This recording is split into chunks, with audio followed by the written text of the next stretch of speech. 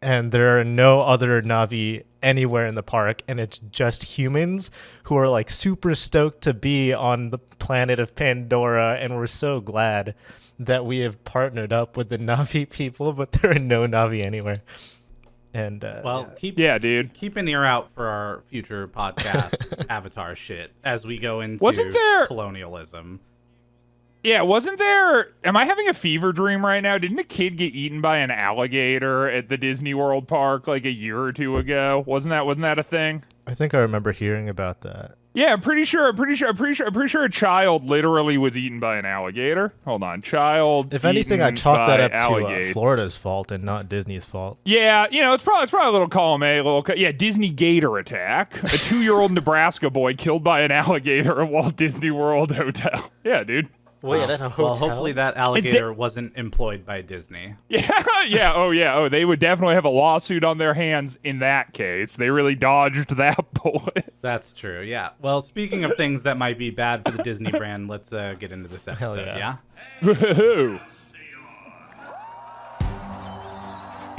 Hi, everyone. My name is Christian. I'm also here as the guy you know as Dan. And my name's John, and I'm not really sure what I'm doing here. Well, we really nailed this and intro. This is a podcast called Cape Shit. Cape Shit. Hey, what's going on, everybody? It's another exciting edition of your new favorite podcast. That's right. We are recording an episode of Cape Shit. My name is Christian. We got Dan over here, the man with the Marvel plan, the collector and connoisseur of the largest Funko Pop collection in North America, and then sitting to my right in spirit at all times, your boy John, streaming at you live from an undisclosed bunker somewhere deep within the cesspit of the state known as California. Yeah, well, let's just set some things clear. I don't own a large Funko Pop collection that is the biggest. Still won't North give the America. number. I'm knows not. the number. Let's set some more stuff has clear. The number in his head. Still won't admit it. No. Let's set some more stuff clear. He's lying. He does have a giant amount. The number is less than the most someone owns in North America. Okay, so today we are talking about the Incredible Hulk, not the one from 2003. We're talking about the one from 2008, which is officially the second movie in the MCU as part of Phase 1. This movie was... it had mixed reactions from folks, that's for sure. And I think you're going to hear some mixed reactions today on this podcast. But before Christian goes down his path of absolutely just shitting on this movie, let's throw out How could you not? Let's throw out some basic information. This was directed by Louis Leterrier. I don't know. I'm probably saying that wrong. It came out June 13th, 2008. We had Edward Norton in his one and only time as Bruce Banner / the Hulk. And then Tim Roth as the Abomination. And then we also, I forgot, Liv Taylor was in this movie. Really interesting cast for how this ended up turning out, which I will say real quickly, I thought was fine. Anyways, let's keep going. Yeah, of course you did. I know. Well, Yeah, you know, look, I'm not saying dude. it was the best, but we're going to get into it. Just another few quick notes here is Hulk distribution rights are still owned by Universal at this point. And as far as I can see, they're still owned by Universal, meaning any Hulk-led films after this one would be, the distribution rights would be owned by Universal still. And it does not look like Disney has bought those rights yet. So this was meant to reboot the Hulk series, and we saw that a little bit in the intro of it. There are multiple reasons across the internet as why Edward Norton did not reprise his role.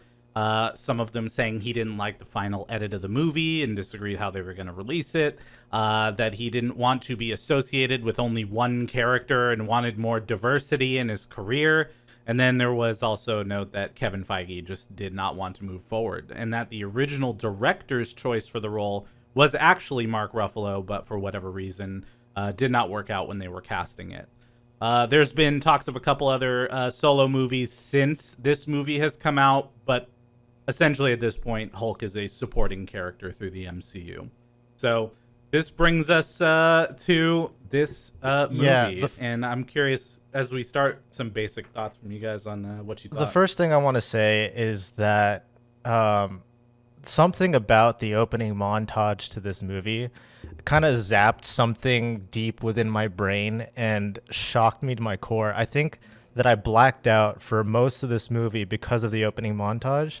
So if I'm like really quiet, it's because of that. Yeah, I think first impressions, this movie is very bad, like objectively pretty awful. And I know that it's kind of like we're doing a podcast, we're gonna like talk about movies, and I'm gonna say, I'm already kind of coming from the position of not really enjoying this kind of media, so maybe it's like a little on brand or whatever for me to say that. But if you're listening to this, I implore you to just like take a step out of the fantasy world where I don't like this stuff, and just objectively listen to me when I say, in no world is this a good movie. Like, you could show this movie to anyone at any point in human history. You could go back, show this to a group of Neanderthals, or you could go 10,000 years into the future and show it to the group of cockroaches that have now evolved to be the sentient species living on the planet, and they would also agree with me. This is really, really just I feel like if there's one thing I can give this movie, it's that it really shows me how much I've grown as a person throughout my life, because I didn't at any point stand up and turn it off, nor did I throw shit at my TV. I sort of sat there calm and collected and just took it all in. You had a little bit more self-control. You have a little bit more control over your body and your natural instincts, something that you might have in common with Bruce Banner in the movie. Whoa, something I might have in common with Bruce Banner. Yeah, the intro is it's literally a B movie. The intro is like a B horror. It starts with like a mini student film that's like, trying to show that like, Bruce Banner was doing these experiments and then they went horribly wrong, but like instead of like having to like go and rehash the whole backstory, we get this like weird ethereal first person view of him like turning into the Hulk, and we get this like fun reoccurring thing where there are these horrible CGI Hulk hands on either side of the screen, and it's just clips of people yelling and these like very, very obviously animated hands kind of flailing around, which kind of set the tone for how I felt about the rest of the movie, because it was also bad. Well, okay, I'll throw on the other side here is a lot of people say that they are tired of seeing origin stories. Now, while this is not defined as a sequel to the 2003 Hulk movie, I did like actually the intro where they kind of just very quickly said, here's what happened, here's how he became Hulk in about a 3-minute time span, and then went on with it, right? They didn't have to do a 30 minute intro to the movie and outlining why Bruce Banner is who he is. Yeah, but they didn't have to do it. But they also didn't have to do that thing coming in. It's like, they didn't have to do that. Like, the movie would have been the exact same movie without that, because they still go into it, and it's like, later they're still like, oh yeah, because I took part in these experiments, something went horribly wrong. It's like they still cover all that shit. But also, and I would have preferred some sort of context to what was going. All we knew about the character was that he was in an experiment, it went wrong, and now he's on the run. And it's not like that changes much throughout the story. He still is on the run from the beginning to the end. And if we take a look at the first 30 minutes of the movie, not much happens. You could have used that to set up the context for his character and why he turned into the Hulk, but you didn't. You just like gave it to us like right at the middle in 2 minutes, and I was just like, I don't know who this character is, man. Well, again, they had to balance the fact that they were either going to tell an origin story or they weren't. And again, I think they could have not put anything in the credits, sure, in the opening credits, but I think it was interesting that they put that kind of intro story in there, which was here he is on the table doing the thing, turns into the Hulk, kills a bunch of people. You see the relationship that he forms between General Ross and his daughter, right? And you see why they kind of are going to clash in the first 30 minutes of the movie because of it. You know, that's my thoughts. Okay, honest question for you. Like 100% honest. Like this is like I want to peer into your soul for a moment, Dan. Okay, so conceptually that intro, sure, maybe you thought it was like a fun idea that, you know, they like, haha, they got it out of the way like this instead of having to have a bunch of exposition in the movie. And I can live with that. I can live in the world where you like that, even though I respectfully disagree.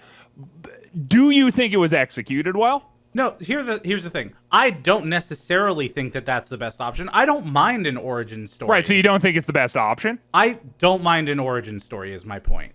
But people No. Not what I'm asking. I get that, but I'm saying specifically the intro scene, right? I'm not saying like the intro scene as a concept of an intro scene. I'm saying like the actual like intro thing as they did it in the movie, how it was presented specifically in the context of the movie. Do you think that they handled it well within the confines of the movie? I think that it was fine, meaning they could have either left it or gotten rid of it, and it wouldn't have impacted my experience either way. Okay, so how is it fine then? It's if they fine, could just meaning- drop it and it wouldn't have impacted your experience, why is well, it there? wouldn't have impacted my experience because I already know what happens with Hulk, and I saw the 2003 movie, but there are people who haven't, who are going in fresh, who I think if they just started off with him days since incident, blah, blah, blah. No reference to why his relationship with General Ross is bad. No relationship to the daughter, right? No kind of setup in any way, shape, or form. That would have just been stuff they would have had to tell in this movie, extending it longer than the 2 hours it already was. No way, dude. Like, are you like? I mean, are people like inbred and drooling all over themselves? You know, I mean, it's like you get the context of the movie based at like if when General Ross shows up and he's just like, we need to get Banner. Like, no one's gonna be like, well, what, but I didn't see what. It's you know, Okay, so- you would have gotten it. I think what we've established is that it's really hard to defend this movie. I think so too. Thank you. Again, I think overall, there has to be the worst movies in the MCU eventually, right? There's got to be ones that people call out as not great. And I will concede the fact that this one and Thor Dark World tend to be the ones that are referred to as some of the worst in the MCU. Now, obviously, people will have tons of thoughts and opinions on that. That's just me doing my own research, seeing what people generally don't like. My point is if I look at this movie as a whole, I would probably give it like a 5 out of 10, maybe a 6, because it's okay. It's fine. It gets through the story, but I did like a few things about it as we go into this movie now and we start talking about it. Yeah, so You know, one of the things I want to ask you about that statement, yes. before we get into, you know, the next part of the movie is because I have to ask, what's your ruling on how you rate things? Is 5 like the median, or is like 70% a C, 7 out of 10 the median? 5 is like it's okay, meaning that's like the it's gonna get bad when it hits 4, 3, and 2. I don't know that anything in the MCU, but I haven't rewatched Thor: Dark World in a very long time, so I'm interested to see what that one ends. There's up no being. way it's worse. That's There's really no, interesting There is that you no say way that. there is a movie in the entirety of the MCU that's But worse see, than the- this piece of shit. The dude. thing is Oh, this you- movie I don't think is a piece of shit. Could it have been way better, and could there have been a lot of things cleaned up? And there are things in here in my notes, by the way, that I put in that I'm like, okay, that was unnecessary. This was unnecessary. There's probably 15 minutes of just dialogue or actions taken in this movie that could have been cut that would have made the whole thing flow better, in my opinion. And I'll call Such out as some the of those intro? things. Well, the intro is you take it or leave it. Like either you just put in fancy graphics, the whole 5-minute intro, or you put something in the background. I don't think necessarily it'd be better. Okay, so so my first huge gripe, I say huge pretty sarcastically because it's a pretty small nitpick, but so we see him kind of days from last incident, like 150 days or whatever, and he's kind of learned to control his body so that he doesn't Hulk out all the time, right? He's learning like meditation methods and stuff. Sure. And he's working at some bottle factory in Brazil. For me, the one thing, I don't know why my brain latched onto this, but I refuse to believe that like the world's hottest woman works at this factory in Brazil. Pulled a huge Megan Fox and just like Yo, I wrote that down in my notes too. Like for they showed this, like they have this weird scene where they're like hyper focused on this like random super hot girl who obviously has had work done. That's like working in a bottling factory in like a favela in Brazil. And then you're like, oh, that's going to be important later because they're like, they're spending a lot of time emphasizing this person, and then it's just nothing. It's like this random hot girl that like serves as like a device for him to turn into the Hulk later. But then like that's just it. That was so weird. Because like it's dirty, and he's stuck in a bottling facility with the rest of the scum and the underclass, and this one supermodel who also works there. See, I don't get attached to that moment. That just doesn't. When I watch that, I don't go. Yeah. Oh, I know, because you man, liked this movie, No, so you can't pay attention to these kinds of things. I didn't say that I liked it. I said it was fine. Right. I don't know. That didn't really necessarily bother me. I thought that there were a lot of things that were not left to the imagination in any way. And so, for example, the blood, right? He gets cut, the blood goes down, they stop the line, and then he misses the bottle that has the blood on it, and then they package it, and it says Brazil to USA in very clear picture, right? Look, it's like, all right, we get that it's going to go to the US and then somebody's going to drink it. I thought it was an interesting choice to make Stan Lee the person who was going to drink the bottle that causes them to find out where Bruce is. yeah, they made us relive Stan Lee's death. What the hell? Oh, shit. Okay, yeah, didn't really think of that. Yeah, would have been terrible timing if he died like right after that movie had come out. Yeah, that wouldn't have been great. There was a line where when he was talking to those guys, he was trying to say, "Don't make me angry," in what is it, Portuguese? I think they really did. He says, "Don't make me hungry." That part? Yeah. That part, Dan? Yeah. Again, was it necessary? No, not really. But was it fine? Sure. I don't know. Was it fine? Like, did it ruin my experience watching the movie? No, I don't think it did. It's just like it's just like how many references do they need like steeped into this thing as like a wink, wink, nudge, nudge, haha, Hulk stuff to the audience? You know, it's like. I feel like there's so much stuff thrown in, and I'll get to some more of this later, where it's kind of like it's this kind of pandery, like it's the Hulk. He's about to say the line, but he got it wrong because there's a language barrier. But just you wait, because he'll say it later, you know. Well, look, so they end up finding him. They tranked a dog, which I thought was an interesting choice. Not something you see super often in That's how Marvel you movies. know. That's how you know that's the villain, right? Yeah. Is they either kill or they trank the dog. Yeah. I wrote that down too. That's crazy. Yo, you and me, John, were mind melded. Yeah, it's like of course because the cheapest plot device that you can do if you're trying to get the audience to root against like a villain that you've given no context for, like.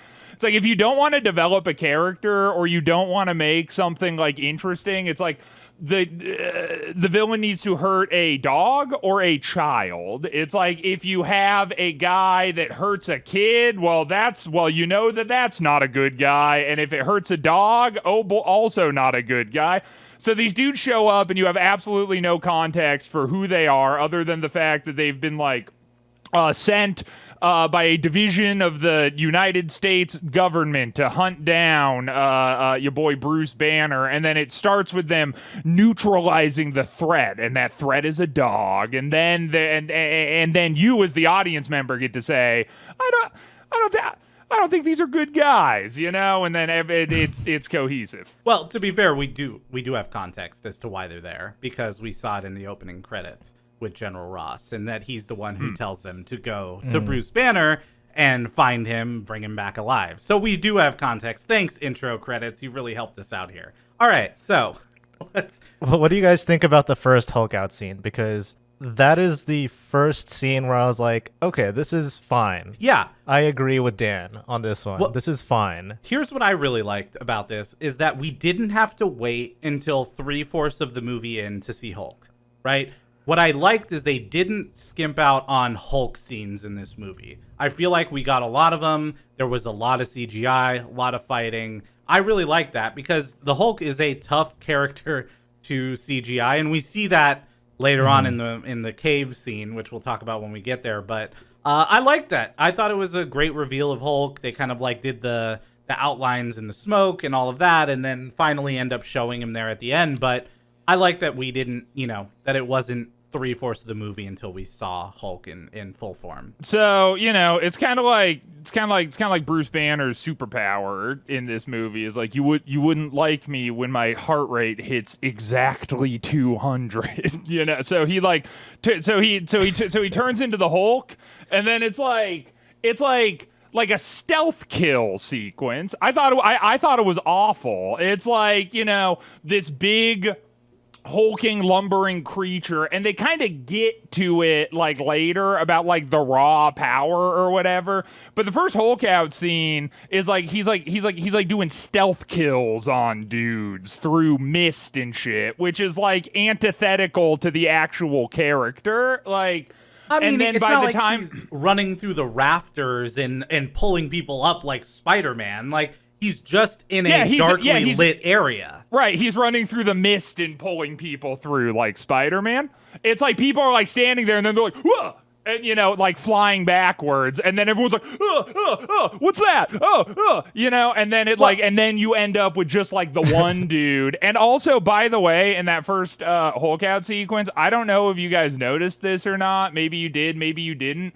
But they have this one goofy walking animation for Hulk that they use like 3 times during that sequence, where it's like out of the corner of people's eyes, they're like, oh, what's that? Oh, what's that? Oh, what's that? And they keep like cutting to this like one walking animation of Hulk like kind of going towards the camera until he's off screen. And they reuse it a bunch of times, and I just noticed it because it was really funny. It's like the same walking animation for Hulk coming off the screen in 3 different scenes. So something I'm going to point out about that is that it's probably due to a lot of budget constraints on the CG team because it's just easier to reuse animations like that. But on the other hand, for the Hulk out scene, I thought it was fine because for me personally, the only way to do like the original Hulk sequences, I guess, is to make him seem like a monster.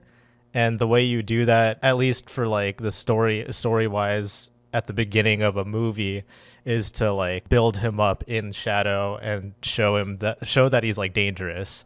And then we do, like Dan said, we get to like how powerful is he? He like chucks a forklift at someone. Yeah. Yeah, and also he's like not stealthily moving. He's lumbering through, and he's also like pushing that giant tank down that, aisleway and taking people out that way. So I don't know. Again, I like the first reveal of it, and I like that across the movie, we saw a lot of the Hulk in this, which was nice. They could have, again, based on budget restraints, kind of limited the number of scenes where he was in full Hulk mode and focused on Bruce Banner's story. But I think it was a good balance between the two, and I thought this was a fine intro. That action scene from him running away to him becoming the Hulk and then killing everybody was like 5 minutes too long. Do you think it was That was my thing. too much Hulk? I think it was way too long. I mean, no, it was too much Bruce Banner. Like, if you're I gonna see. show, it was like 5 minutes of chasing Bruce Banner, and then like 5 minutes of Hulk, and I was like, oh, we're already 30 minutes into the movie. Yeah, no, So, I can see the parkour across the rooftops and stuff. Yeah. Yeah, I got you. Yo, parkour's sick though. Parkour is Shout sick. outs. Yeah, shout outs to everyone who does parkour. Yeah, dude. And so kind of moving along from that scene, I think that one thing too that kind of goes into this like general sense of this movie that I didn't like is that like right after that scene, you know, you kind of have him waking up again, you know, and he's in Nicaragua. He's in this Guatemala. time? Guatemala. Yeah, there you go.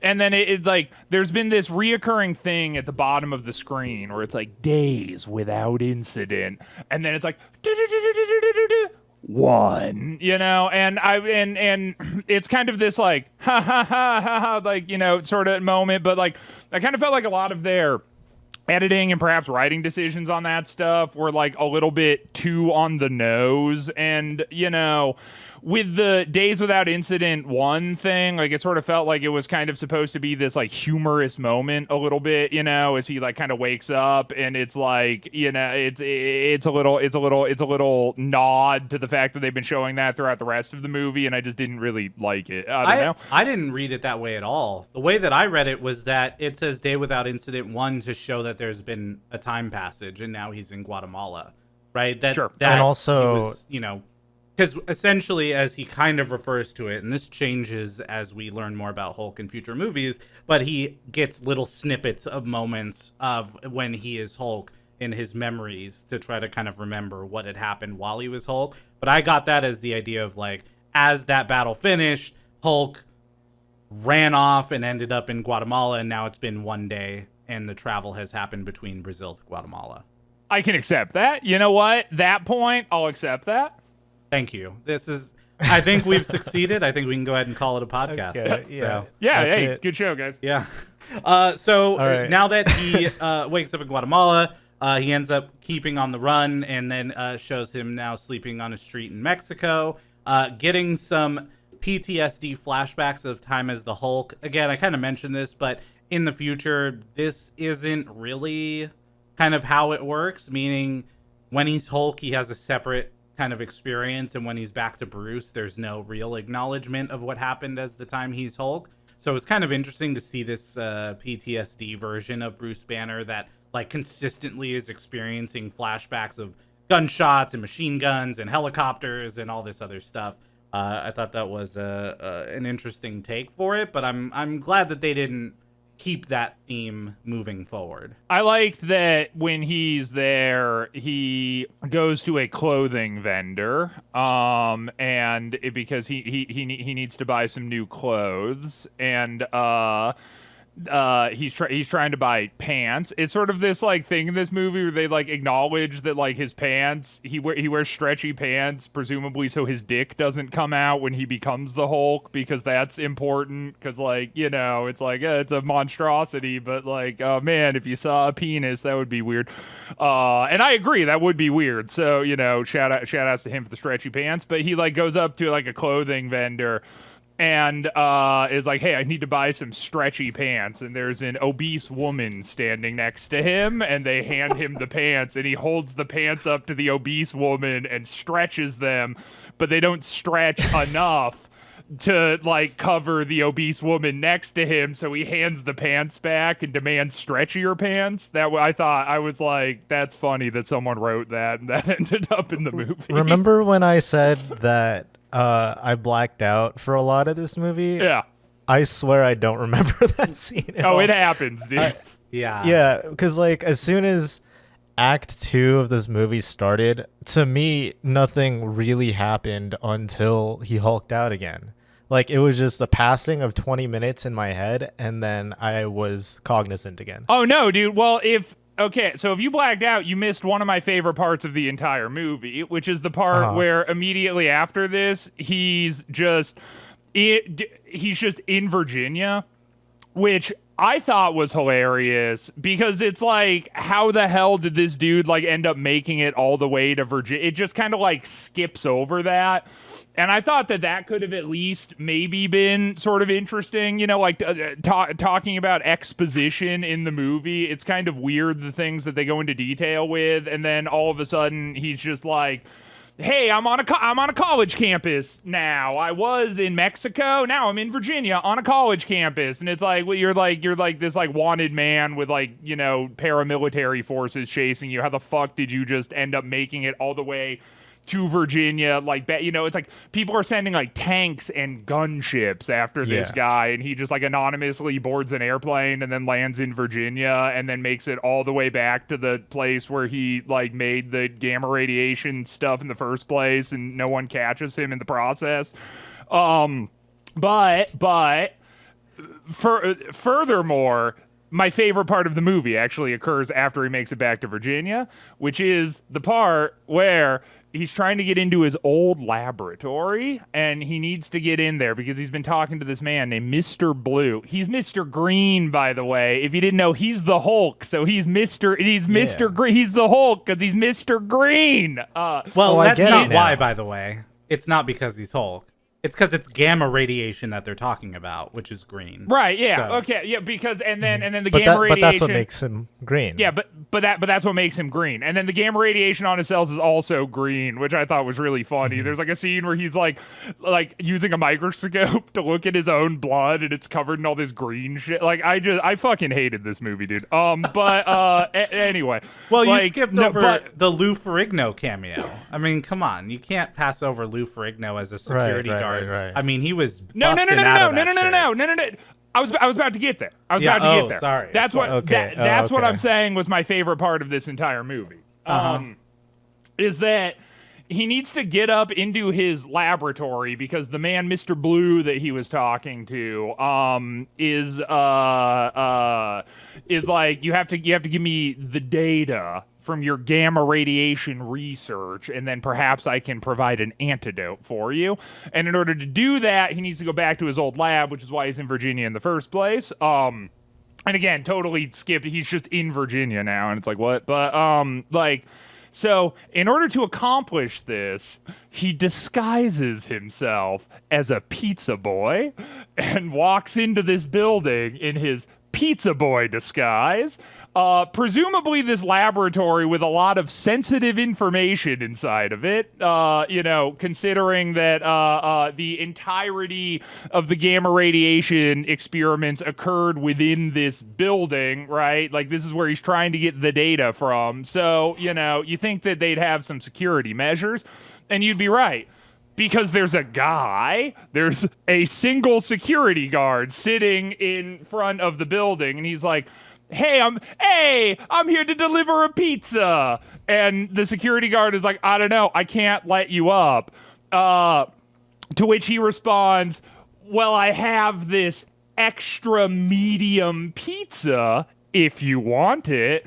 And the security guard is like, I can't say no to you. And then he just gives him a pizza and walks up into the laboratory. Well, okay, but to be fair, the idea there is not that they're still conducting those same experiments in that area. No, the idea is that the data is being held there, right? Well, not that the data is being held there, but that lab is a place that he could reliably go to access a terminal to access the data. It's not that the data is stored in that room, right? He's not, opening up a filing cabinet and getting it. But that is the most reliable, safest location that he could go based on the fact that they've cleared out all the experiments from that room, but at least he could access a terminal there where he could pull up the data if he needs to with the right username and login. Okay, fair. I'll cede that to you because I'm not in any mood to argue about that finer detail. What I need to know is, what did you think about the pizza boy? I have no opinion.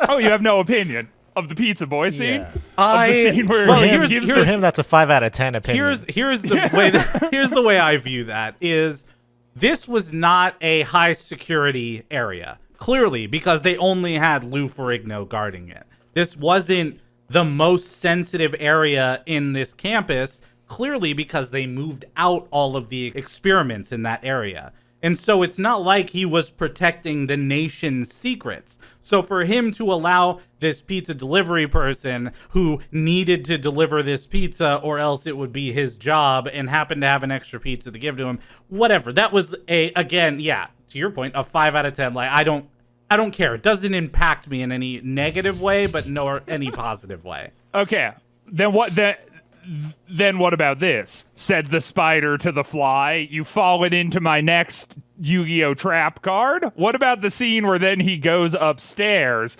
and is actively rooting through the computer?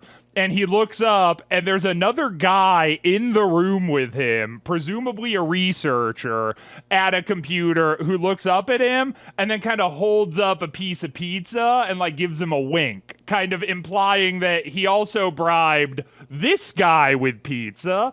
So this guy knows that now there is a pizza boy on these secure terminals doing God knows what, but he doesn't really mind because Bruce Banner bought enough pizza to just pay off every single person in this building, apparently. Okay, I will say that was not great. Okay, thank you. Okay, done it. That's all I wanted. There you go. We're done. That was not great. I did love the Norton 360 advertisement as he logged in to one of the computers, by the way. I thought that was really great. I didn't catch that. Is it like a pop-up? Oh, yeah, it's straight up like Norton 360, and it's running. I thought that was hilarious. That's really funny. I didn't notice. You know, one thing that I forgot about, and clearly this movie forgets about very quickly, is that Phil Dunphy is in this movie from Modern Family. And he's the boyfriend. I had zero memory of him being in this movie at all. And so that was an interesting surprise.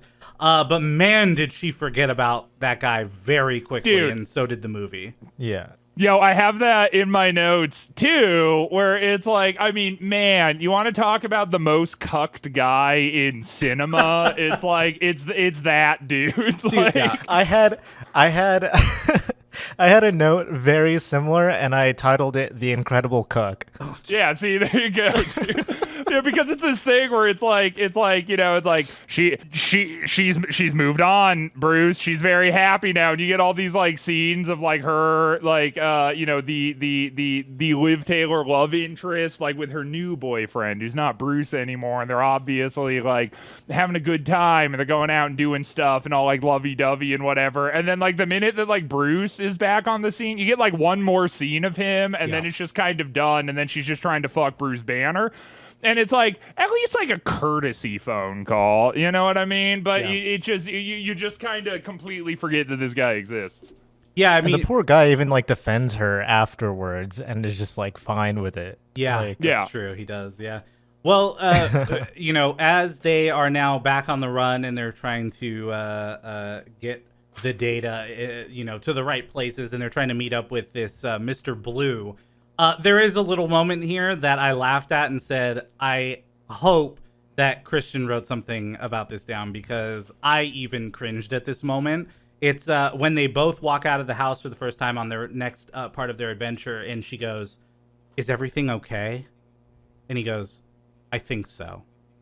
And then it just moves to the next part of the scene. I mean, it's literally them outside, new scene, fresh scene. It's those two lines, and then it goes to the school, and they're like off on their adventure. Yeah, dude. So in that chunk, I wrote enough that we could fill like an hour and a half long podcast with just what I didn't like from that little 5-minute window there. Which I won't, you know, whatever. But I will say, that was awkward. I think one of my favorite awkward scenes from that time is when she sees Bruce in the restaurant. Like, Bruce is staying in this restaurant. His old love interest / lab partner is also inside this restaurant. They lock eyes for a moment, and it's when she is, you know, now made aware that, like, Bruce is back on the scene. And he's like, "Oh," and he runs away, and she runs outside because she knows that she's seen Bruce, and she's standing out in back of the restaurant, and she's like, "Bruce!" Bruce, like whispers it into the chilly night, and then the camera kind of pans back, and he's just hiding behind a dumpster, like curled into a ball, just like, and it's funny because he just like finds her in the next scene. Like that scene it didn't mean anything. He's like hiding away from her, and then the literal next scene is like them being reunited again, so it's like whatever. And then like during that whole segment, I think maybe my favorite like awkward scene from that is when they're actually going up to the house for the first time. And like Liv Taylor pulls into the garage, and then you have this scene of like Bruce Banner slowly coming up from the passenger seat of the car, like he's been laying down in the back of the car the entire time, and then he like hits the seat button, and he like slowly kind of like comes up into focus, and it just made me laugh. I just thought that was really funny. And then so then they're back at the university. And we get another, frankly, 5 out of 10 exciting action moment. Well, all right. Yeah. I don't feel like it was a 5 out of 10 action moment, but I'm not No, surprised. I that you agree. disagree here. What would you give it? For the whole, for the movie, I think it's probably one of the best action sequences in the whole thing. I would put it on par with the final scene with Abomination. Okay, you lost me. Okay. I was gonna say I give this one like a 6 or like 6.5 maybe out of 10 in terms of the standards of this movie in particular. I mean, well, no, let me retract that. In the standards of this movie in particular, this is probably like a 9 out of 10. Okay. Sure. There's a lot of smashy, boom, boom, explosion shit. Yep. And to be completely fair to the people who like animated and lit and textured everything, this was made in 2008. And sure, it wasn't the best CG effects for 2008, but it was okay. Like you kind of get what's going on. The Hulk and all his striated muscles are very like clear, I guess. But yeah, I mean, I don't know. I like the original, the reveal as he turns into the Hulk with the smoke bombs and stuff. I thought that was a cool moment. And then as he goes and he rips apart kind of the tank and the other vehicles and uses that as shields and weapons. But it was cool also to see Tim Roth's character, Blonsky, in his first super-powered encounter. Something Right. I want to say about that scene, too, it just before we brush totally past it, because it happens sort of right before the transformation, and it is important enough that I'm willing to go back just so I can touch on it really quick. One of my favorite lines in the entire movie is actually uttered at this moment. Because they sort of like it's like the paramilitary group is caught up to Bruce Banner. They're trying to turn him into the Hulk, well, they're trying to capture him before he can turn into the Hulk. But then he turns into the Hulk, and they kind of expected that it was going to happen. And everybody's like screaming, and like Liv is like, stop! You're gonna kill him or whatever.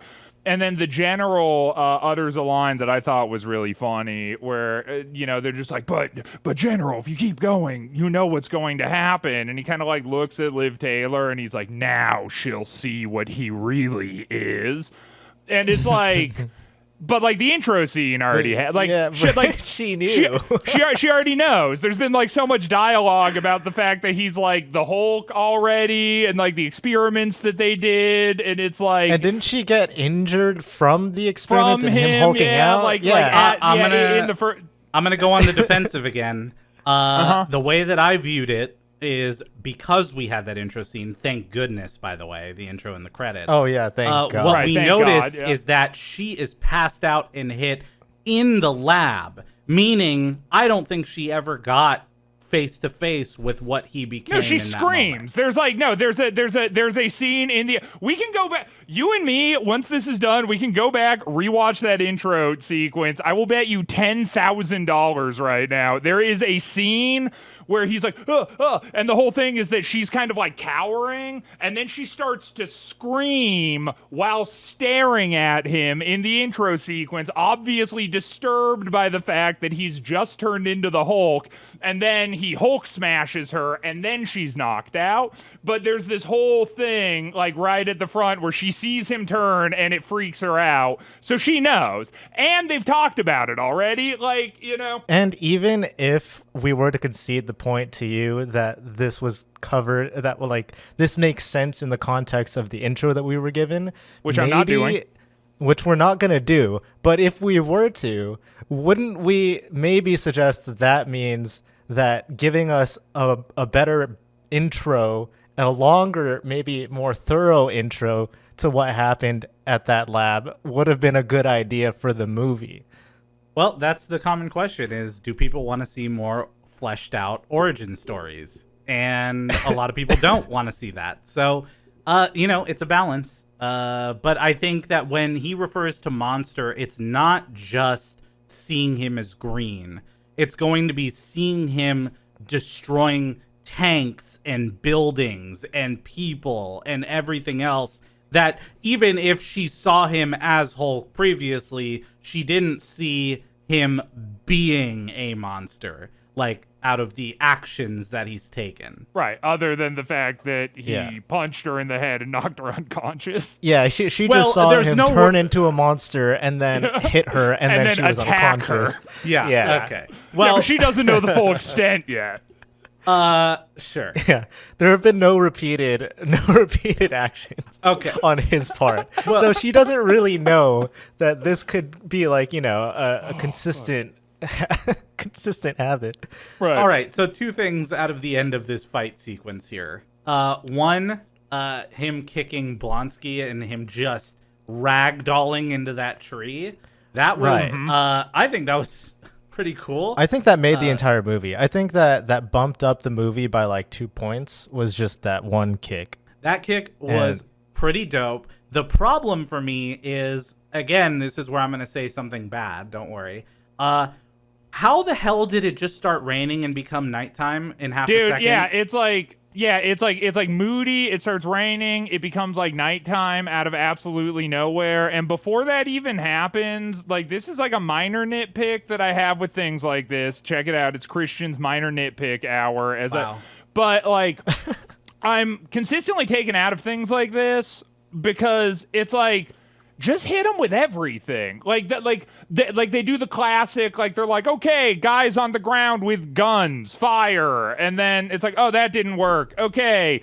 We got like cars with guns on them. Now send those in. Oh no, that didn't work. Okay, hit them with the sound gun. Uh-oh, that didn't work. Okay, bring in the gun ship, and it's like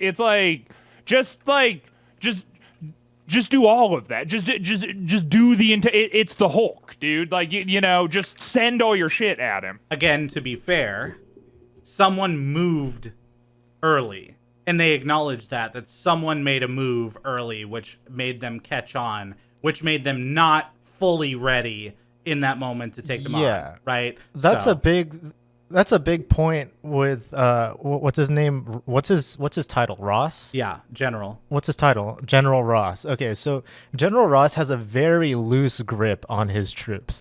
Like there are always things that are happening where his troops are doing things that he hasn't commanded them to do, or they're doing things that he commanded them to stop doing. Where like there's that one part where the copters are shooting at the Hulk and his daughter at the same time, and he's like, no, stop doing that, my daughter's there.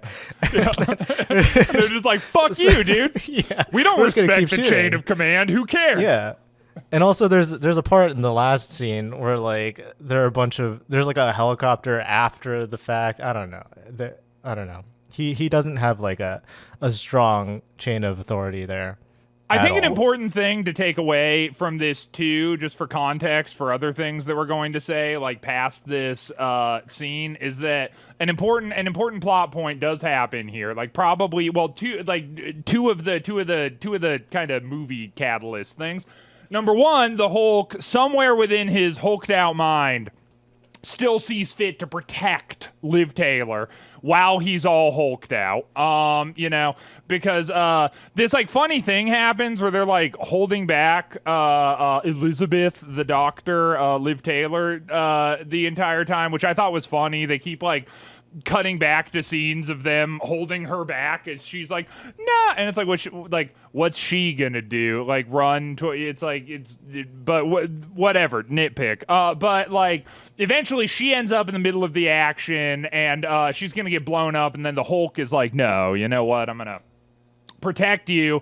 And then, they kick your boy Roth into the tree, which is also important. But I take the opposite side to that, where I say I felt like that was just unnecessary. Like it was the Captain America flying towards the moon moment, where I'm just kind of like, this is just like convenient. Like I didn't really see any real character motivation for him to get kicked into a tree, other than that so they could show later that the Hulk shit is coursing through his veins and healing him. Which is a version of the super serum, by the way, which is what makes Captain America's powers. So that all does kind of link up. I thought that the point of him standing up to Hulk in the way that he did was that he was just like very cocky and very belligerent. Yeah. And he always wants to fight.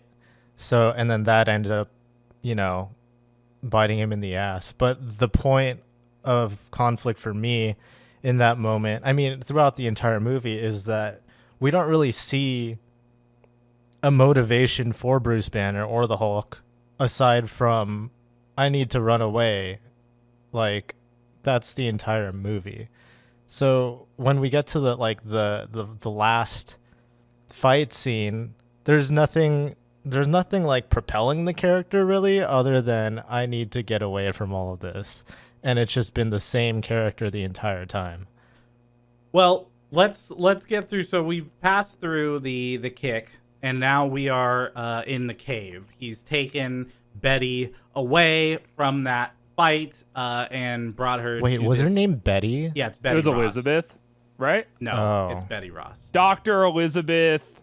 Well, Betty is shortened. But Betty for Elizabeth, yeah, for sure. Dude, I swear, I really did black out for this movie. Okay, well, the CGI here was very rough. The water version of Hulk here being rained on. This was pretty rough. Yeah. I also will point out a nitpick.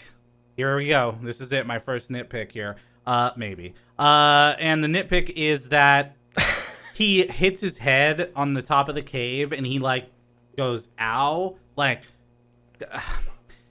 yeah. Come on, like, or it's like he's just been getting lit up with like a helicopter with a chain gun was just on top of him. No, I'm gonna take the opposite stance here for a second, and say that because he was like in the middle of hulking out during that scene, all the adrenaline's coursing through him. Maybe he doesn't feel as much, and he's just overcome by anger. But now in this cave scene, he's like calmed down a little bit, and he reverts to like this childlike state of being. And so like any little thing, you can see him like get scared by the lightning too, and it's just like all these sensory inputs are too much for him now that he's not hulked out. I mean, he's still hulked out, but he's not like I don't mad disagree angry. With your point. I get that, but I think that he wasn't scared. He got hurt. Now, if he had hit his head and been like, whoa, what was that? And he like is turning around trying to find who's hitting him, that's one thing. But he like held his head as if like he hurt himself when he hit the rocks on the top of the cave. So to your point though, he is calming down. They go through a nighttime scene here, and then we get them Bruce is brought back by Betty to a hotel room. He has more of his PTSD in the shower, callbacks to fights on the school field, and then we get the purple pants. And the purple pants. Purple pants. Another moment in that movie where I'm just like, I fucking get it. It's a movie with the Hulk. I get it. It's like, not stop. for you. It's not for You're you. right. Though. Oh, absolutely. It is not for me because I didn't enjoy it at all.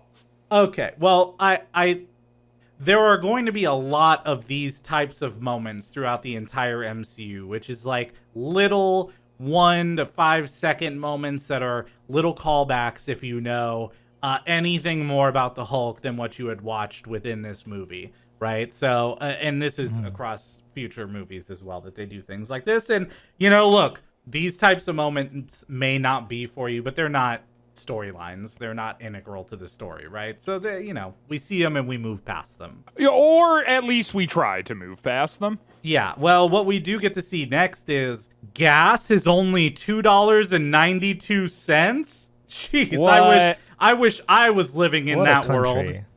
Yeah, dude. Yeah, well, We get this scene like after that I really enjoyed. Where Liv is kind of like talking to Banner, and she's like, you know, what's it like when you turn into the Hulk? And he's just like, it's like random flashes, like I'm there, but I'm, you know, and he's kind of like explaining the entire thing. And she's like, maybe you're in there. And he's like, no, that's not me in there. And then the example that she uses is she's like, well, when we were in the cave, I thought that like maybe I saw a little bit of Bruce in there. And he's like, no, I am not that thing. But it's like, why wouldn't she bring up the time that he like saved her from getting torn apart by the gunship? Like, it's weird that happened and then it just never gets talked about again ever. And her like pitch to try to convince Banner that perhaps like there is still a little bit of Bruce inside of the Hulk is this like random one-off cave thing. It's just not a very convincing argument when like the most convincing thing conceivable just happened, and that's that like even in Hulk form he put himself immediately in harm's way to save her life, and no one ever talks about it again. Liv never talks about it again. General Ross never talks about it again. It's never brought up to Banner. It's just this like random fucking thing that's like just for the audience or whatever. And then like, you know, at which, because if she had said that to him, maybe he would have been like, oh, I didn't realize I had done that. But he ends the movie never realizing that he had done that, because it's like, you know, instead of trying to convince him with that, she's just like, well, we were in this cave and I thought that like your eyes seemed like they were Bruce's eyes. And he's like, shut up. What the you know, which I would say too. So they get finally to this school and they meet Mr. Blue for the first time, which is Sam Stearns. There's some build up here for his story that never gets kind of seen again, but what we essentially see is talks of them trying to now cure Bruce from this ailment of gamma radiation that turns him into Hulk. And there's also talk kind of in this moment about controlling it instead of getting rid of it, which kind of leads to, again, the future of just even Hulk stories in general, even in the comics, of a more controlled version of Bruce Banner and the Hulk, where they can kind of either slip between the two more easily or become one and the same. One thing that I kind of, again, this is like they go through it, he turns into Hulk, they quote unquote cure him, and then the army shows up and all this happens, and somehow Blonsky and the Major are left behind with this scientist to, I guess, question him. That part wasn't super clear as to why they were left behind and why they didn't just take the scientist with them and bring him in as a prisoner for helping out the Hulk. That part I was a little bit confused by. But this is where we now see that Blonsky wants to be more than what he has been so far, which is just a semi-super soldier with a spine that is turning into rock. I don't really have opinions on this at this point. I just wanted them both to Hulk out, get the fight over with. I didn't need all this like, oh, inner conflict. Should I get rid of the Hulk? Should I keep the Hulk? Well, there was no conflict from Bruce's side. Bruce was like, no, there's not no. from Bruce. Yeah. But the whole like Betty trying to figure out if there's a way to keep both of them was kind of like, a time waster from my perspective. Sure. Yeah, well, after they capture Sam Stearns, and now Blonsky kills the Major, just like, yep, you're dead, that's it. Now he goes to this Sam Stearns and wants to become just like the Hulk. He wants to, get whatever boosting effects that he can to become just like that. And this is, again, one of those, like, moments that I'm going to go, ugh, where he says, are you sure you want to do that? It could be an abomination. And it's like, what? Oh, God. Okay, so a thing kind of happens in here, and I didn't understand it. I admittedly, completely, this went super over my head. I was wondering if one of you guys had, like, I don't know, an explanation for this. Is that, like, so once the dude turns into the Abomination, right, he's like, yo, check it out, I'm the Abomination now. He hits the guy in the head who was, like, making the serum, and the guy falls onto the ground, and then his head blows up and begins bubbling. And I was like, oh, that'll probably be something. And then it never happens again, and no one ever talks about it. And I was very confused as to why we as the audience needed to see that. So this was a tease of a Marvel villain called the Leader. This is a pretty big Marvel villain in the world of the Hulk in general, and so this was supposed to tease kind of the next steps if Hulk were ever to get a sequel. But Kevin Feige also acknowledged the fact that they know that storyline is still lingering, and that they know that they left this idea of the Leader being part of the MCU and still not doing anything with it, and that was as late as 2017 that Kevin Feige acknowledged that. And remember, this one came out in 2008. So this was supposed to be a tease into another villain. Now, we do have a TV show coming out here in the next couple of months called She-Hulk, which goes over, it has Mark Ruffalo as Hulk, and also, I guess in this show, it's going to be his cousin, Jennifer Walters, who will become She-Hulk. And, who knows? That could be another moment where we see the revival. It's funny, out of this movie, General Ross and then the Abomination, Blonsky, are actually two characters that show up multiple times throughout the MCU. This is not the last time we're going to see either of those two characters, which is kind of interesting that they're coming out of this Incredible Hulk movie and then make multiple appearances, and not small ones. We're going to see Abomination in Shang-Chi. We're going to see Abomination in She-Hulk. That's already been in the trailers, and it's played by the same actor throughout the whole thing. So it's kind of interesting how many, just to give even those two characters a consistent role in future movies. But anyways, to wrap up, your question for that character is they are supposed to be the villain called the Leader, which they get a giant super head with a super brain. Okay, word. That, Sick. I mean, I don't care, I guess. Okay. Now after here, but I'm happy you told me. Thank you. So we get out into the streets now, and the Abomination is out on the streets. Now, this is at the start of the movie during our favorite credit scene. They show Stark Industries logos. Clearly, this is linked to Iron Man. We also know at the end of the movie, we're going to see Tony Stark. I think the problem for me with a lot of superhero movies in general, and this is one thing I'll say, I guess not bad, but maybe not in a positive light about superhero movies, is where are all the other heroes when this is happening? Like, the Abomination is destroying buildings and streets, and the army has shown up, and they're in New York where Tony is. Like, how are they not, how is Iron Man not showing up to help out in this instance? Kind of is one thing for me in a lot of superhero movies that always throws me off.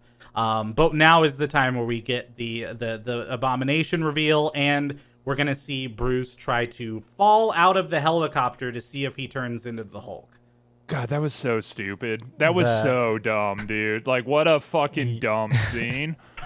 Like, they're not gonna kill him. Like, it's this moment where they're like trying to be tense.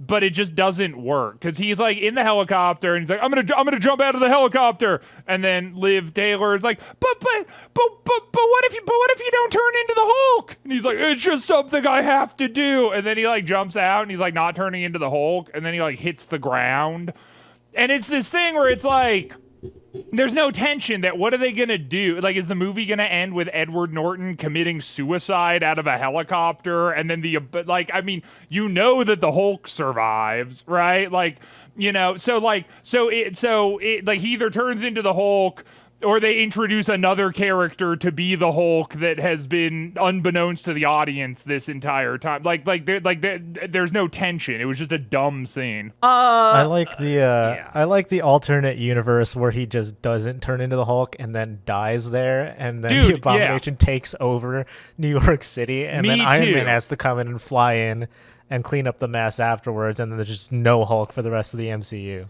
I wish we lived in that universe. This movie would have been so fucking funny if Edward Norton jumped out of the helicopter, hit the ground, died, and then the credits rolled. That would be my favorite movie. That would be like, amazing. fuck Marvel movies. I would be like, that movie was incredible. Would you be shocked to know that this is not the first time that Bruce Banner jumps out of a flying vehicle to try to turn into the Hulk before he hits the ground? What do you mean the first time? Because this is the first time. It's not the only time. This isn't the time. only I time. mean, Right, this exact scene like this, where he jumps out of a flying vehicle, isn't sure he's going to turn into the Hulk, and goes down to land, also happens in Thor Ragnarok. Yeah, they of course do a it little does. callback skis. Which is, I think, handled much better in Thor Ragnarok, which we'll see in obviously a future movie, assuming we make it that far. That's phase 3, so that's a long time from now. Long time. Yep. So the fight happens. One of the interesting things that actually brought back some memories for me was the Hulk clap that he does to put out that fire, right? Now, Dude, that was insane. Okay, so that was insane. I don't know if you had done this much back in the day, but back when GTA 4 came out, the modding community on PC was really big. There were like Back to the Future mods, and there were superhero mods, and one of them was I feel like I remember playing a Hulk mod, and one of the moves in this GTA Hulk mod was the clap, which you could essentially like throw back all the cars in the area by doing this one move within this GTA 4 mod. I don't know what it was about this moment in this movie, but it made me remember playing that GTA 4 mod on PC. Yeah, dude. Yeah, I kind of thought like this whole scene, I don't know. I just thought it was cheesy, dude. Like, honestly, like, I thought the clap was fucking cheesy. Like, I thought that you finally get the moment, which sort of speaks to a complaint I've had the entire time, where it's this like, it's the Hulk. Where, you know, he finally says the iconic line where he's like, Hulk, smash! And it's like, it just doesn't matter. Like, thank you very much. Like, it's where, like, you know, if it had been this thing where like it had been set up before, the Bruce Banner was just like, you know, but I don't want to be the Hulk because the Hulk smashes, or it's like if it had been like a callback to like show that like Bruce was still in there somewhere, or if it had been like established at any point that, you know, like this line was important and you weren't sure if he was gonna say it and then he kind of does, I'd be like, okay, word. But it's like, it's just this like weird fan service moment that like doesn't do anything for the like, it's like him saying Hulk smash doesn't like prove anything. It's just like they fucking threw it in there because it's the Hulk, and of course he has to say it at some point. Sure. I don't necessarily disagree, so I'm just going to leave it at that. But I will say one thing, was him saying Betty made me want to turn the movie off at that moment. I was like, he really didn't need to say her name. Like, it just, that was so unnecessary. And it made me sad that it existed in this moment, because I knew this is not something we're going to glance over. This is such a terrible mistake to make him say Betty as the Hulk. Yeah. I mean, it's this like heartstring pull kind of moment that's also like, reinforcing something that doesn't need to be reinforced because it's already been reinforced throughout the entirety of the movie. So why even? So it's like it's not like a big like turning moment. You know what I mean? Like it's like the culmination of him being Bruce Banner as the Hulk comes up to this moment where now it's sort of proven, but it's like it's already been proven constantly. Yeah. Like this doesn't do anything to the story. Yeah, no, I won't. I'm not going to argue that fact at all. Yeah. And, you know, it does also, like, sort of, so he finally kind of gets the Abomination, right? And he has him, you know, they do this whole fight scene. He has him in these chains. And this is, like, maybe one of my least favorite tropes in so many of these movies is he, like, wraps the chain around the Abomination's neck. And he has both sides of the chain. And he's pulling because he's going to end it, because he's going to rip the Abomination's head off. And then Liv Taylor's like, no, stop, you know, because it's like, if you kill him, then you are a monster, Hulk. And it's just like, dude, just like let these people get decapitated. Like, what the fuck is this like weird world that we live in where it's like no one can kill anyone unless it's like a terrorist? That's the one thing I have against like most Batman stories too, is that like if you just killed the Joker, he would never get out of Arkham Asylum and then wreak havoc again later after he escapes for the 15th time. I wonder if all of these families living in New York City who will go on to die because the Abomination was not killed in this moment would rest content in the fact that their child is dead because, you know, some motherfucker stopped the Hulk from decapitating him 10 years ago. Well, you guys should both watch the movie Injustice, which goes over what happens when Superman decides to kill off villains like the Joker and others. But until you go and watch that, we wrap up this movie here with two interesting kind of things, in my opinion. One is we get this kind of Spider-Man ending to this film with the Hulk, where at the end of most Spider-Man movies, you get this swinging moment through the city, right? Where Peter is swinging through the city, and it's like these cool acrobatics, and it ends with him like going face first into the camera and kind of, you know, like just like in a No Way Home most recently. But what I actually then think everybody makes the soy face and stands up and claps. Exactly, yes. And in this moment, we kind of actually see that with the Hulk, where he's like parkouring from building to building and running off walls and leaving the scene. I thought that was a pretty cool moment. I like kind of seeing the way that the Hulk traverses through this city like that. So I thought that was a cool little scene. And then we finally see the man himself, the thing that's going to link this movie to Iron Man and future movies, is Tony Stark shows up while General Ross is reloading his beverages of alcohol, which was, again, really on the nose for him to say reload every time he wanted a refill on his drink. And so Tony appears and says he's putting together a team. And I guess now he has been fully recruited by Director Fury into the Avengers Initiative for S.H.I.E.L.D. General Ross should have just looked at him and then said, intriguing. And then that should have been the final word of the entire movie. But yeah. I'm really sad that they missed that opportunity.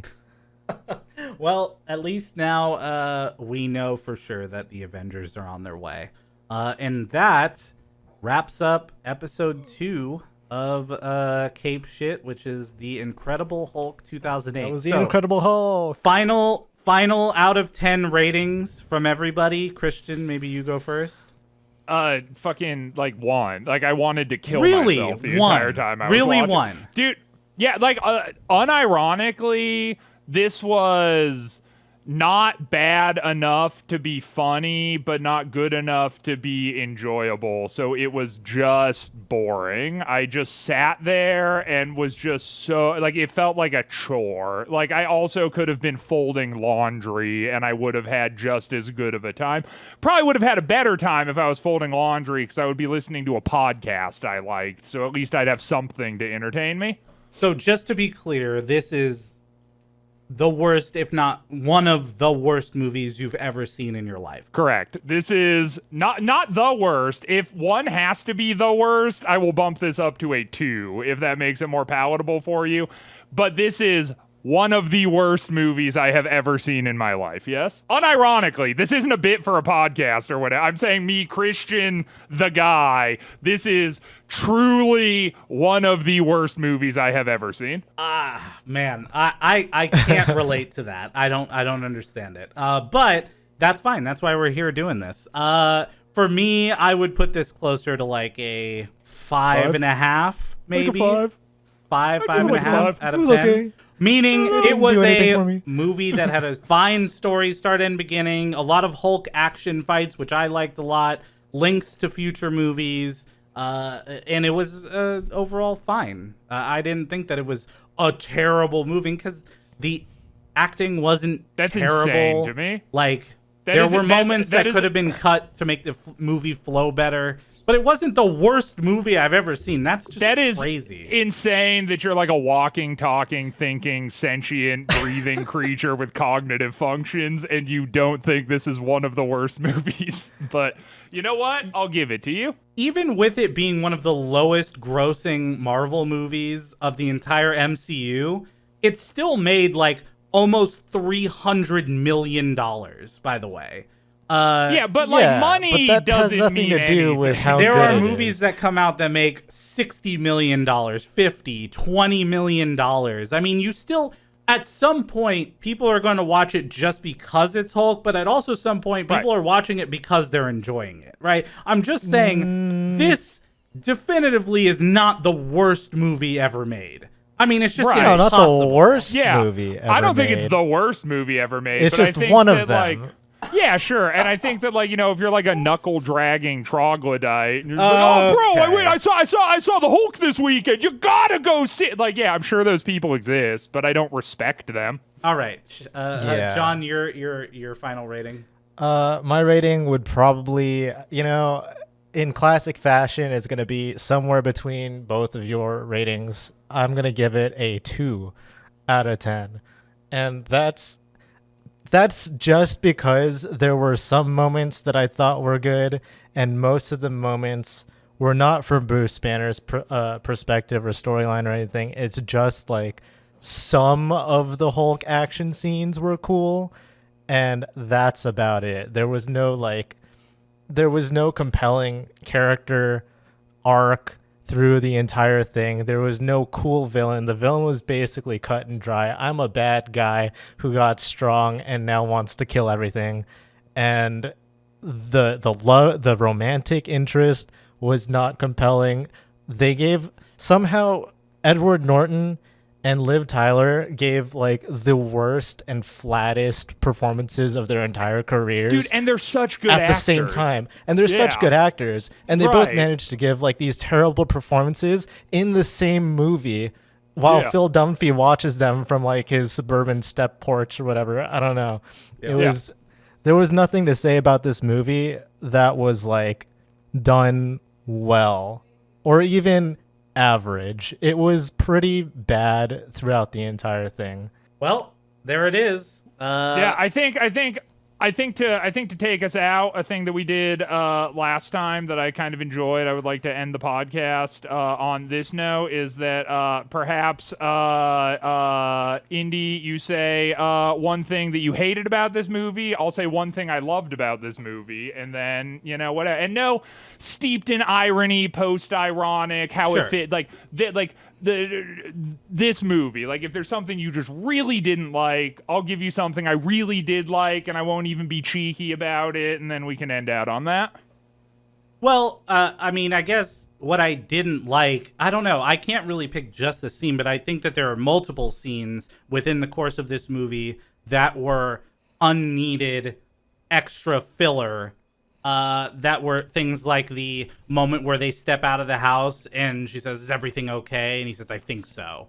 Right? Or it could be an abomination, right? Like in these little moments that treated the viewer as if they're four.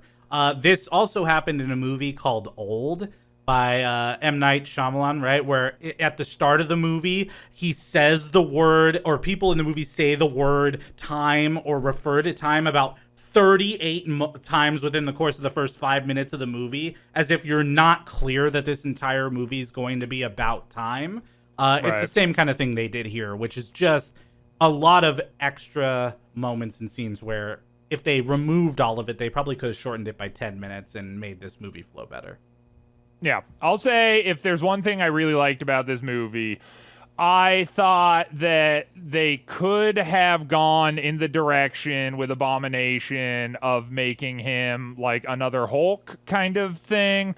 I thought it was cool that instead he's almost sort of like a horror movie thing. Like the tone definitely shifts when he's around. Like he's less sort of like super and grandiose as much as he is like, you know, this horrifying, like, you know, horror movie monster. Like he kind of reminded me of Nemesis from Resident Evil, and I thought it was a cool take on that character because, you know, while Hulk is at his core sort of goofy and like light, I mean, you know, he possesses all this power and he's, you know, scary in his own right because of that.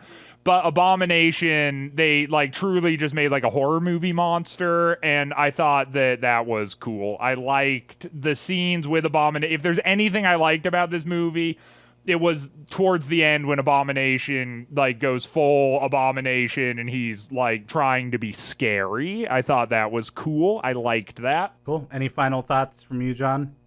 So my final thoughts on the movie is, as we've listened to both of you talk about it, it seems very hard to defend this movie as a decent movie. Even giving it an okay 5.5 out of 10 is very generous.